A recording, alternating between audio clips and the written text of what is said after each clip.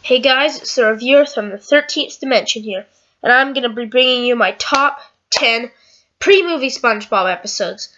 Yeah, this is going to be great, showcasing some of my favorites, some of the most popular, funniest, and best episodes ever made. Let's begin.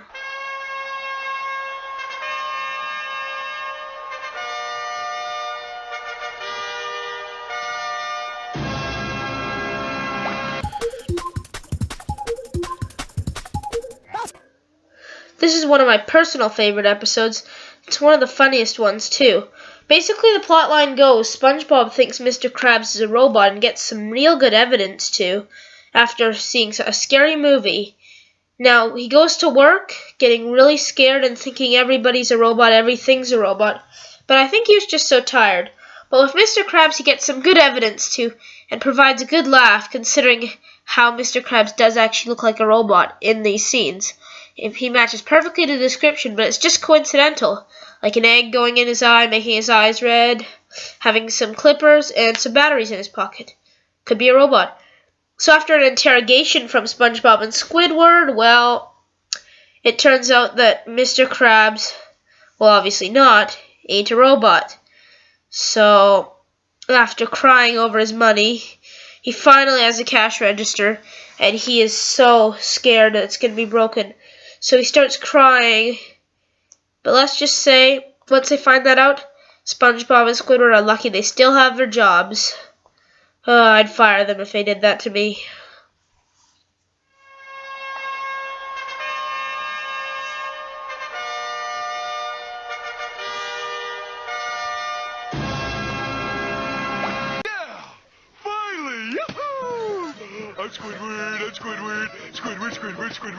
One problem with some of the newer episodes is how Squidward gets tortured.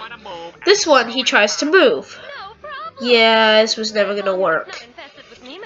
But yeah, this is a Squidward torture episode done right. This one is hilarious. And this one, yes, like I said before, he wants to move.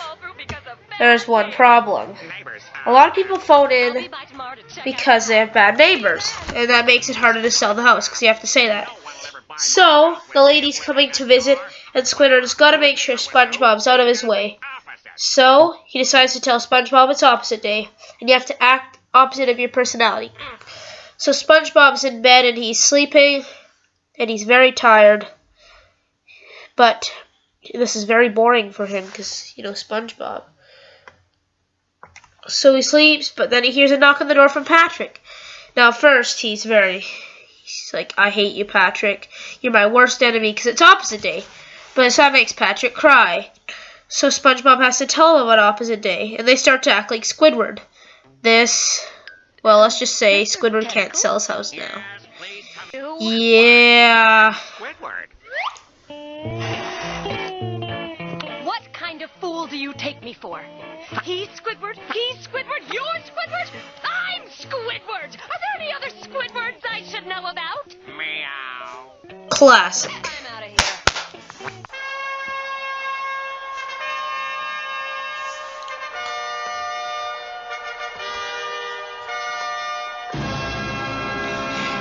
Imagination! Where our only destination is fantastic adventure! Is it just me or SpongeBob have a lot of good episodes featuring boxes? This one, this is just, let's just say, one of SpongeBob and Patrick's most moronic episodes. They order a big TV just to play with the box. How much money would that cost? Can't you get something else, like a giant lollipop? I don't know. Squidward tries to join the fun in when it starts making noises, but he just gets to the point. He wants to know where these noises that the box are making is coming from. So, well, let's just say he sneaks out, and then we get treated to one of the best endings in SpongeBob history. I'm glad Squidward's happy. He finally got to use the box. It did make noises. Listen to that, Gary. Squidward finally made the box work after all.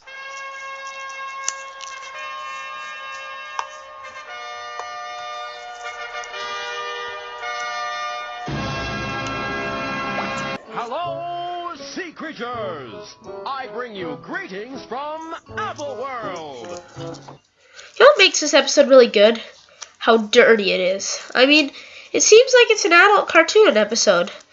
Yeah, there's so many subliminal messages that this one's actually quite controversial and it's been banned in several countries.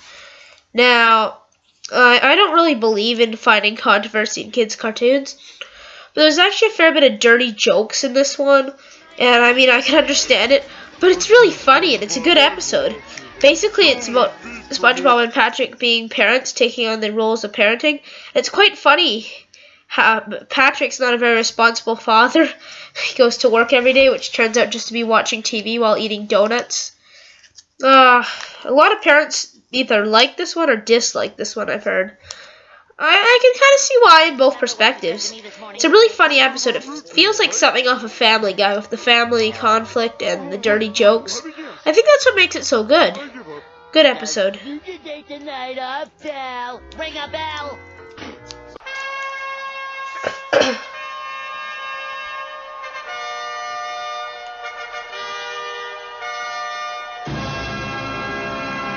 Krusty Krab, pizza is the pizza, yeah, for you and me. This is one of SpongeBob's simplest episodes. Pizza delivery. Basically, Mr. Krabs has a customer who wants pizza, so Mr. Krabs turns a Krabby Patty into a pizza. So SpongeBob and Squidward are supposed to deliver it, but yeah, SpongeBob's voting skills, well, let's just take a guess where this is going. A, he'll deliver the pizza. B, it won't drive. Or C, he'll be in the desert. Oh, let's see how this plays out.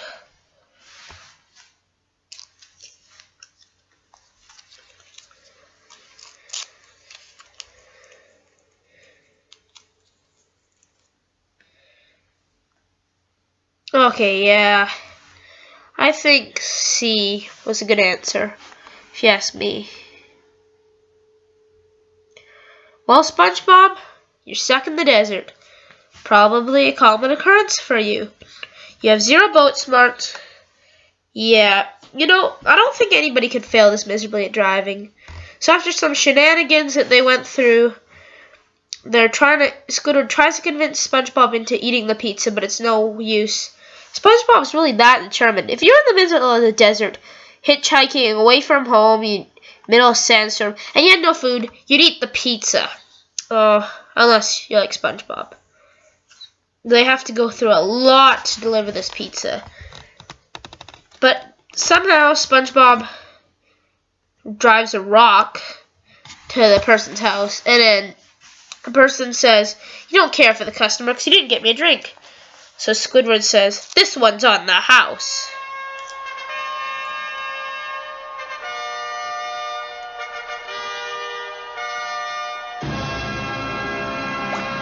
I didn't know the buses ran this late.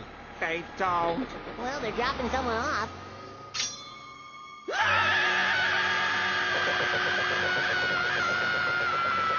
The sash ringing, the flash singing, the bash pinging. The hat-slinging slasher!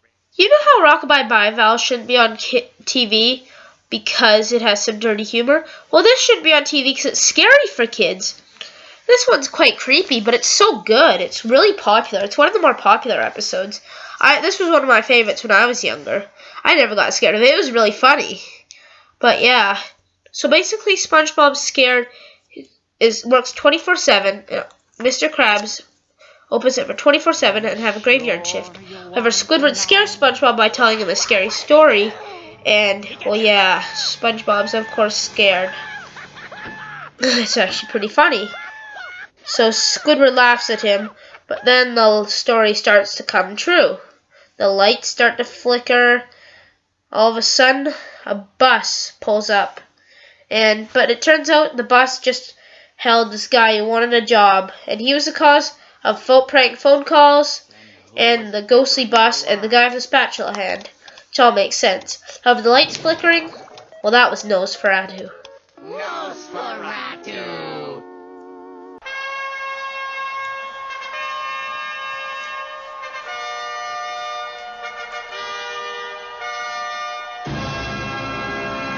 What do we do? When will this this crime wave end? How will we defeat the evil? Why am I asking you all these questions? Mermaid Man, where are you? This episode, Barnacle Boy turns to the dark side. It is, by the way, my favorite Mermaid Man one. So what do? All our protagonists, except for Mr. Krabs, who isn't really a protagonist, become superheroes from this Justice League, from the Aquatic Justice League, I guess. Aquaman is not there. Copyrighted, of course. But yes, they realize power's all in the costumes, so they wear the costumes. But they all start to fight for it, each one representing a certain character from the Justice League, or something like that. But the Quickster, Captain Mega, Misappear, and my favorite, the Elastic Waistband. However, they're not very good heroes. And yeah, it's pretty funny how they fail. You know, I've never seen evil win before, actually. Except for movies like Megamind and Despicable Me. Well, no, actually, I have seen evil win, but yeah, usually in a fight scene like this, evil wouldn't win. Or at least underwater, I mean. Nowadays, with some of the new superhero movies, they make it creepy and evil does win often. Never the real battles that count. But yeah, this is my favorite Mermaid Man and Barnacle Boy episode. Let's see, number 3.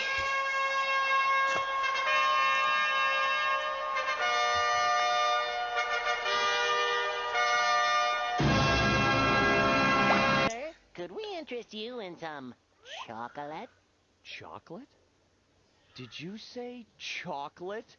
Yes, sir. With or without nuts. Chocolate? Chocolate! Chocolate! Chocolate! Chocolate! Chocolate! This episode is hilarious. Who knew an episode featuring Spongebob and Patrick selling chocolates would be so funny? It's the funniest episode ever, having so many good gags, like the chocolate guy, or the con artist, or the old people. So great. It's hilarious. I think I laughed like 80 times during this whole thing. I mean, this scene's hilarious. They'll make you sound smart. I'll take 20! It'll keep your face from getting any uglier. Just I love this part. They make you fly. They'll bring world peace. As you can see, there's all kinds of gags in here. Some you might not find funny, some you might. Depends on your taste, but everyone finds this one funny. It's a hilarious episode. Now, before I continue on the list, let me go grab a coffee crisp. The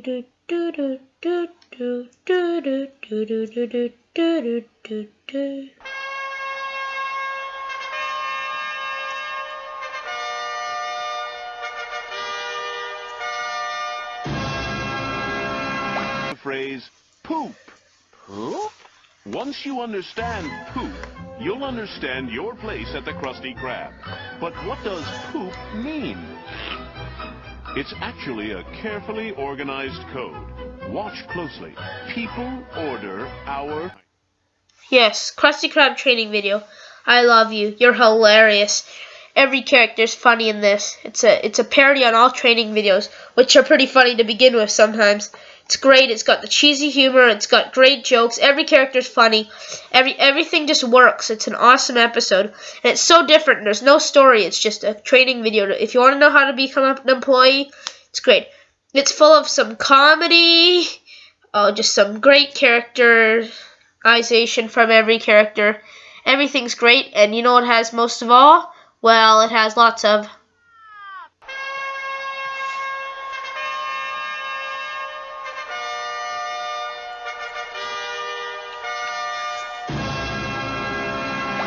Is mayonnaise an instrument? No, Patrick, mayonnaise is not an instrument.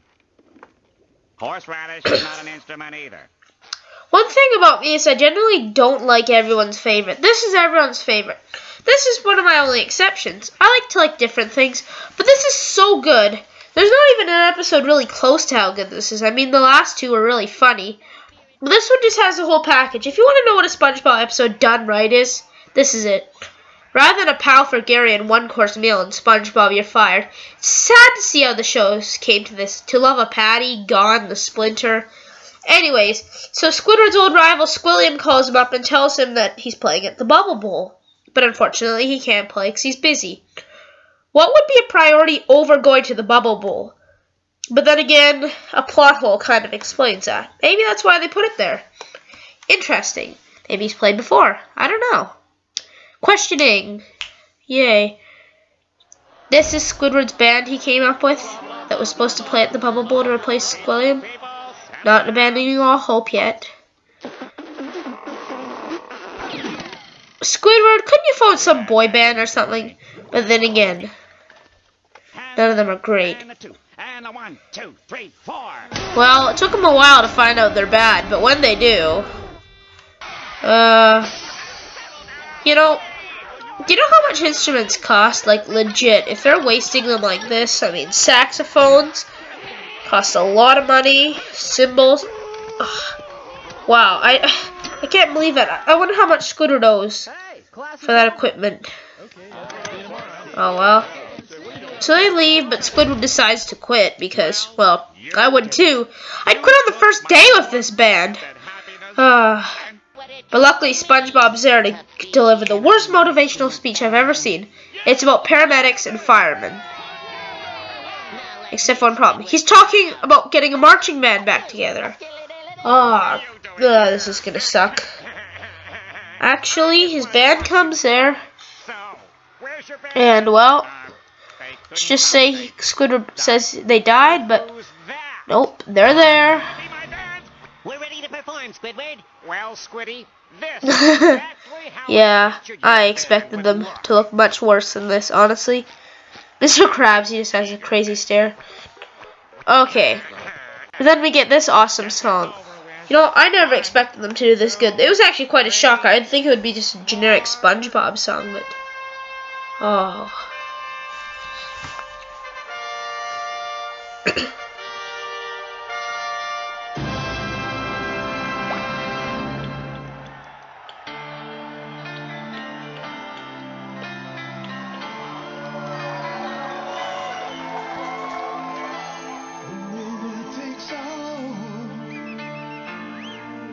It's the thrill of one more kill, the last one to fall. Who never sacrifice their will.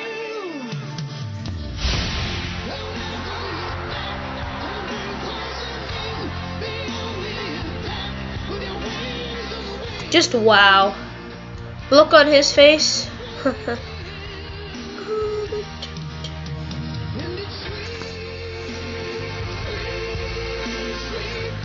I love Plankton's yeah. Football fans. Gotta love them.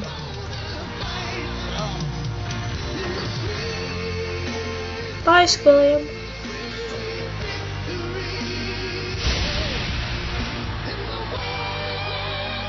That episode is great. It's the obvious number one. Band Geek's awesome. Not only is it funny, but it's also happy. You finally get to see Squidward win. And it just takes the theme of beating your old rival, who's always been better than you, and does it so well. It's hilarious. It's got everything right. A lot of SpongeBob episodes might have some flaws. It's never been a perfect show. But if you're going to say one episode's perfect, it's definitely this. I mean, like I said before, I hate to see how the shows came to all the bad stuff when it used to be this. It's one of the funniest shows Nickelodeon ever aired. They might have overplayed it, but that never bothered me because it was one of my favorite shows. I'm the reviewer from the 13th Dimension, and I'm out.